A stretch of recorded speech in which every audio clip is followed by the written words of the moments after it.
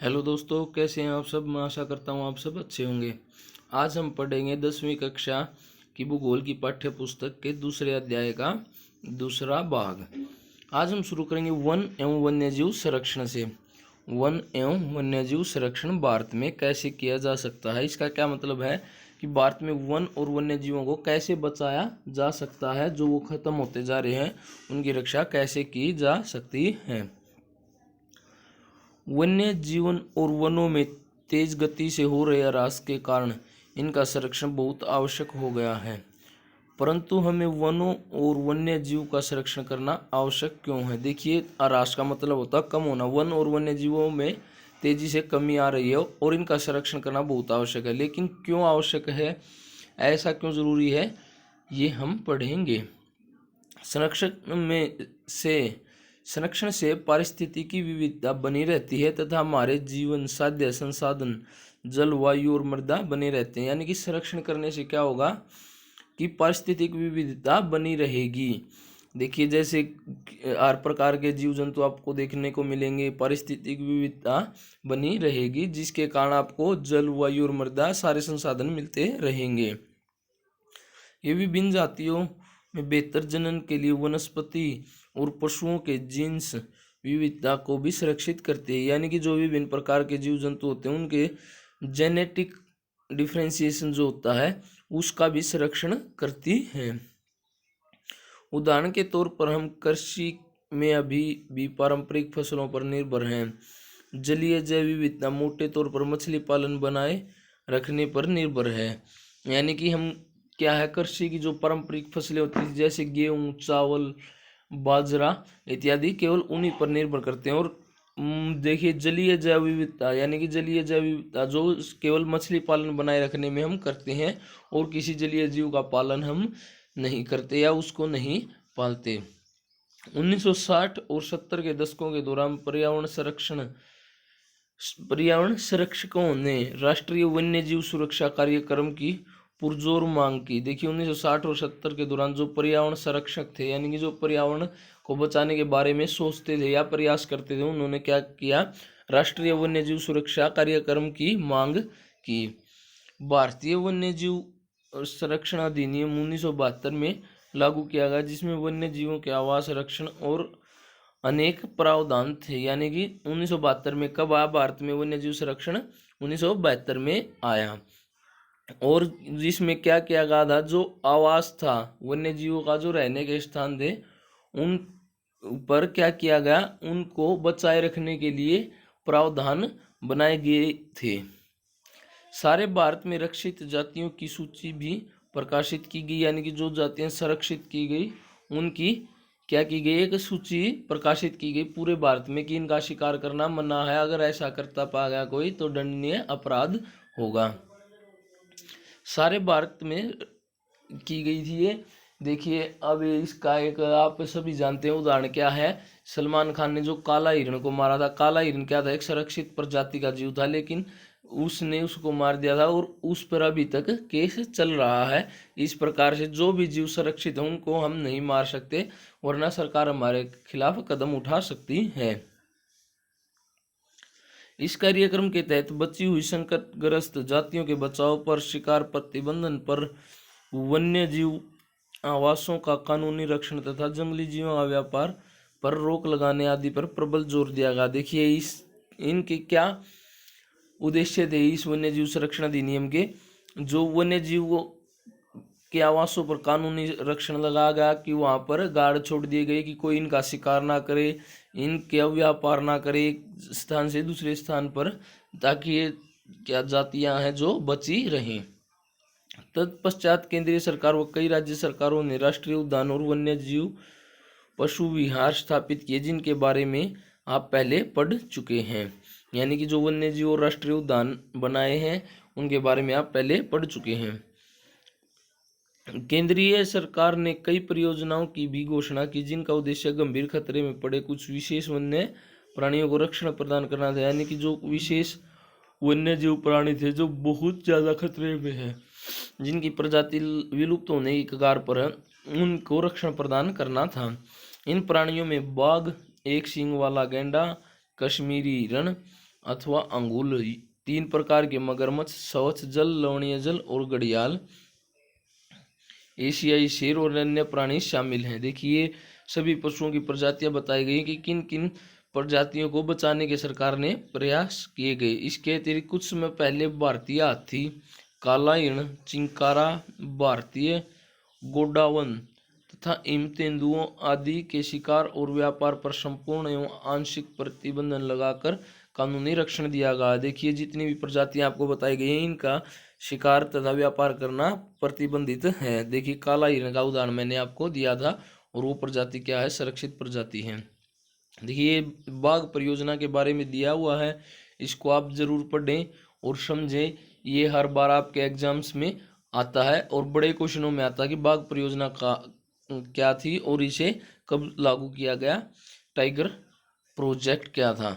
आप इसके बारे में अवश्य पढ़ें। आज संरक्षण परियोजनाएं जैव विविधताओं पर केंद्रित होती हैं, न कि इसके विभिन्न संगठनों पर।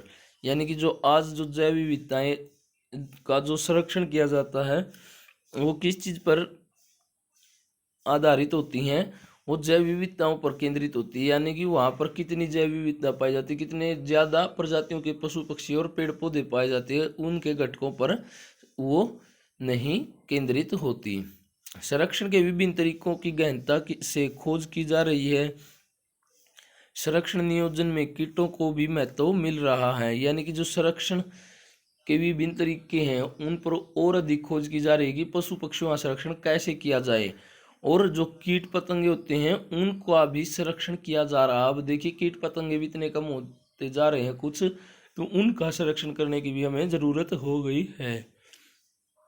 वन्य जीव अधिनियम 1980 और 1986 के तहत सैकड़ों तितलियों, पतंगों, भृंगों और एक ड्रैगन फ्लाई को भी संरक्षित जातियों में शामिल किया गया।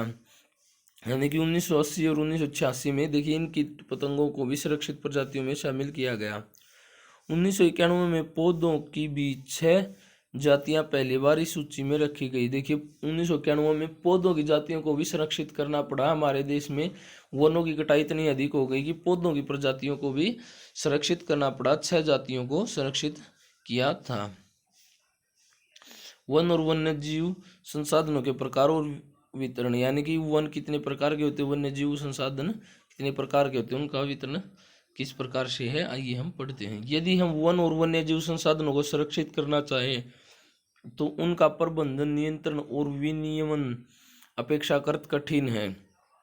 यानी कि अगर हम उनको सुरक्षित करना चाहें तो उनका प्रबंधन और नियंत्रण बहुत कठिन होता है। भारत में अधिकतर वन और वन्य जीवन या तो प्रत्यक्ष रूप से सरकार के अधिकार में या वन विभाग अथवा अन्य विभागों के जरिए सरकार के प्रबंधन में है। यानी कि जो वन है वो किसके संरक्षण में है या कैसे संरक्षण में आते हैं उसके बारे में हमको बताया गया है। इन्हें निम्नलिखित वर्गों में बांटा गया है। आइए वनों के वर्ग पढ़ते हैं। आरक्षित वन। देश में आधे से अधिक वन अक्षेत्र आरक्षित वन घोषित किए गए हैं। जहाँ तक वन और वन्य प्राणियों के संरक्षण की बात, आरक्षित वनों को सर्वाधिक मूल्यवान माना जाता है।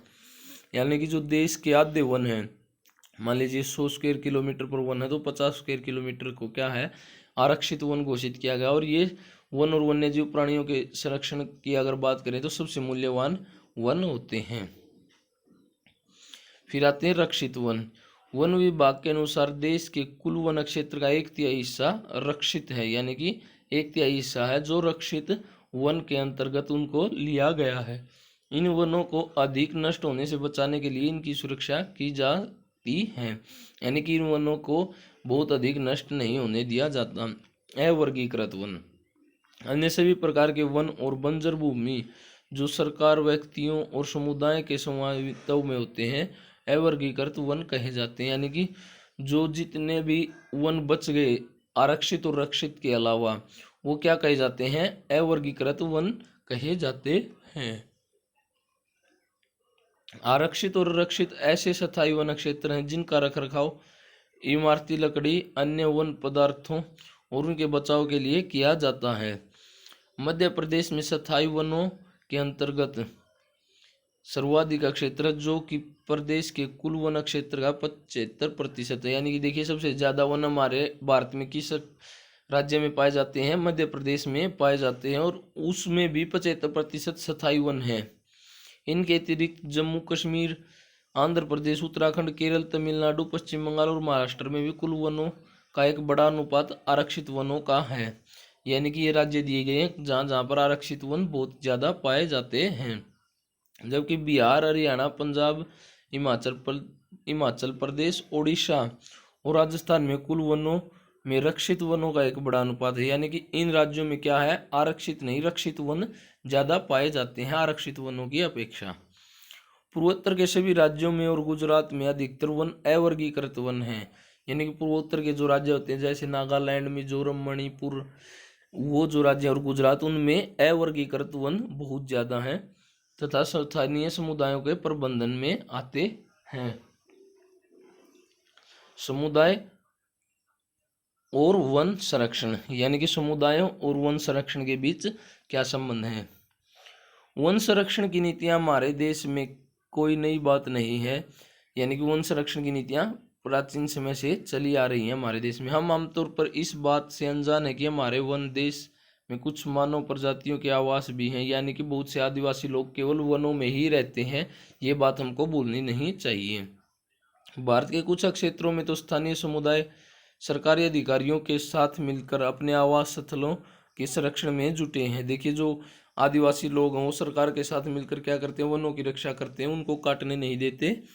तो वो जुटे हैं इस काम में, क्योंकि इसी से ही दीर्घ काल में उनकी आवश्यकताओं की पूर्ति हो सकती है। यानी कि वो वनों में रहना ही पसंद करते हैं और उनकी आवश्यकताओं की पूर्ति भी वनों से ही होती है। सर्सिका बाघ रिजर्व में राजस्थान के गांवों के लोग वन्य जीव रक्षण अधिनियम के तहत वहां से खनन कार्य बंद करवाने के लिए संघर्षरत हैं।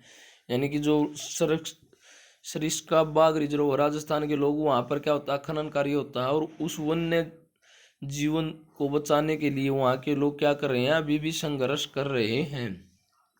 कई क्षेत्रों में तो लोग स्वयं वन्य जीव आवासों की रक्षा कर रहे हैं और सरकार की ओर से हस्तक्षेप भी स्वीकार नहीं कर रहे। यानी कि वो लोग कह रहे हैं कि हम खुद वनों की रक्षा करेंगे, सरकार इस जिम्मेवारी को भली भांति नहीं निभा रही, क्योंकि आप जानते हैं कि भ्रष्टाचारी लोग हर जगह पाए जाते हैं। राजस्थान के अलवर के 5 गांवों के लोगों ने तो 1200 हेक्टेयर वन भूमि भैरों देव डाकव सेंचुरी घोषित कर दी है, जिसके अपने ही नियम कानून है जो कि शिकार वर्जित करते हैं तथा बाहरी लोगों की घुसपैठ से यहाँ के वन्य जीवों को बचाते हैं। देखिए, जो राजस्थान का अलवर जिला, वहाँ पर उन्होंने एक प्रकार से कह सकते हैं कि निजी वन्य जीव अभ्यारण्य घोषित कर दिया है और एक उसके अलग नियम है और वहाँ पर शिकार करना बहुत ही दंडकारी मानते हैं वो लोग और बाहरी लोगों की घुसपैठ बिल्कुल भी पसंद वहाँ पर नहीं करते। पवित्र पेड़ों के झुरमुट विविध और दुर्लभ जातियों की संपत्ति, यानी कि ये क्या बताया गया है इस पैराग्राफ में, ये बताया गया कि हम प्राचीन काल से पेड़ों की पूजा करते आ रहे हैं और हमें पेड़ों को पवित्र मानना चाहिए, उनको काटना नहीं चाहिए और हम पशुओं की भी पूजा करते हैं। देखिए, हम हाथी की पूजा करते हैं गणेश भगवान के रूप में, बंदर की पूजा करते हैं हनुमान जी के रूप में। तो हम पशुओं और पेड़ों की पूजा करते आ रहे हैं, उनको बहुत पवित्र मानते हैं, उनको हमें काटना नहीं चाहिए, पेड़ों को और पशुओं को मारना नहीं चाहिए, उनका नुकसान नहीं पहुंचाना चाहिए, यही इसमें बताया गया है। हिमालय के प्रसिद्ध चिपको आंदोलन कई क्षेत्रों में वन कटाई को रोकने में ही कामयाब नहीं रहा, अपितु यह भी दिखाया गया कि स्थानीय पौधों की जातियों का प्रयोग करके सामुदायिक वनीकरण अभियान को सफल बनाया जा सकता है। देखिए, जो हिमालय में चिपको आंदोलन हुआ था वो क्या था कि वहाँ पर कुछ लोग पेड़ काट रहे थे, वनों को काट रहे थे, लेकिन वहाँ के लोगों ने संघर्ष किया तो वो लोग नहीं माने, तो उन लोगों ने क्या किया था, वो पेड़ों से चिपक गए थे। वहाँ के स्थानीय लोग थे जो पेड़ों से चिपक गए, बोले कि पेड़ों को काटना है तो हमें मारना होगा। इस प्रकार से वहाँ पर वनों का संरक्षण हो सका था और ये बहुत ही कामयाब रहा था। पारंपरिक संरक्षण तरीकों को पुनर्जीवित अथवा पारिस्थितिकी कृषि के नए तरीकों का विकास व्यापक हो गया है। यानी कि जो संरक्षण तरीके हैं उनको पुनर्जीवित किया जा रहा है और जो कृषि के नए तरीके हैं उनका विकास हो रहा है।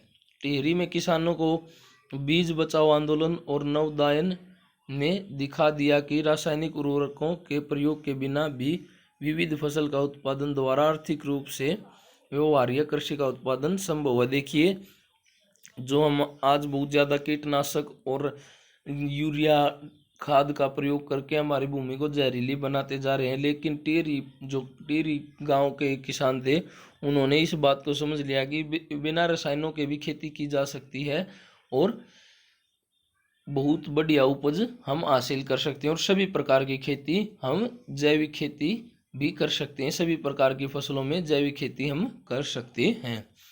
भारत में संयुक्त वन कार्यक्रम रक्षित वनों के प्रबंधन और पुनर्निर्माण में स्थानीय समुदायों की भूमिका के महत्व को उजागर करते हैं। यानी कि वन प्रबंधन कार्यक्रम जो वो बहुत ही महत्वपूर्ण है और स्थानीय समुदायों की भूमिका भी उनमें बहुत महत्वपूर्ण रहती है।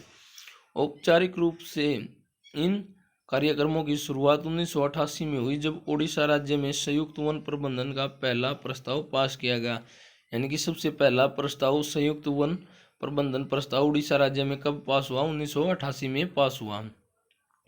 वन विभाग के अंतर्गत संयुक्त वन प्रबंधन हरित वनों के बचाव के लिए कार्य करता है और इसमें गांव के स्तर पर संस्थाएं बनाई जाती हैं, जिसमें ग्रामीण और वन विभाग के अधिकारी संयुक्त रूप से कार्य करते हैं। यानी कि संयुक्त वन प्रबंधन क्या, वहाँ के स्थानीय लोग और सरकार दोनों मिलकर वनों का बचाव करते हैं। वहाँ के कुछ लोगों की भी एक संस्था गठित की जाती है और सरकार की तरफ से भी कुछ लोग भेजे जाते हैं और जो मिलकर वनों को बचाने का कार्य करते हैं। इसके बदले ये समुदाय मध्य क्षेत्रीय लाभ जैसे गैर इमारती वन उत्पादों के हकदारी होते हैं तथा सफल संरक्षण से प्राप्त इमारती लकड़ी लाभ में भी भागीदार होते हैं। यानी कि जो वहाँ की संस्था के जो लोग होते हैं, स्थानीय लोग होते हैं, उनको गैर इमारती वनों की लकड़ी के हकदारी होते हैं और इमारती लकड़ी से भी उनको कुछ लाभ मिलता है या उसके भागीदार होते हैं। भारत में पर्यावरण के विनाश और पुनर्निर्माण की क्रियाशीलताओं से सीख मिलती है। यानी कि भारत में जो पर्यावरण का विनाश बहुत ज़्यादा हुआ था और उनका पुनर्निर्माण भी बहुत अच्छे से किया गया, उनकी क्रियाशीलताओं से हमें सीख लेनी चाहिए। स्थानीय समुदायों को हर जगह प्राकृतिक संसाधन प्रबंधन में शामिल करना चाहिए। यानी कि जो स्थानीय लोग उनको शामिल करना चाहिए संसाधन प्रबंधन में। परंतु स्थानीय समुदायों को फैसले लेने की प्रक्रिया में भूमिका में आने में भी देर है। यानी कि जो स्थानीय लोग हैं वो अपनी भूमिका अभी भी कम निभा रहे हैं, यानी कि अपनी जिम्मेदारी कम निभा रहे हैं। अतः वे ही विकास क्रियाएं मान्य होनी चाहिए जो जनमानस पर केंद्रित हों, पर्यावरण हितैषी हों और आर्थिक रूप से प्रतिफलित हों। यानी कि विकास क्रियाएं ऐसी ही सरकार को मान्य करनी चाहिए जिनमें जनमानस केंद्रित हो और पर्यावरण हितैषी यानी कि पर्यावरण के लिए लाभदायक हों और आर्थिक रूप यानी कि मनुष्य को आर्थिक लाभ भी दें। अतः आज ये अध्याय आपका पूरा होता है। जो दूसरा अध्याय है 10वीं क्लास की भूगोल की पाठ्य पुस्तक का। अगर आपको वीडियो अच्छी लगी हो तो लाइक करें, अपने दोस्तों के साथ शेयर करें। अगर आपको कोई प्रॉब्लम आती है तो कमेंट बॉक्स में पूछ सकते हैं।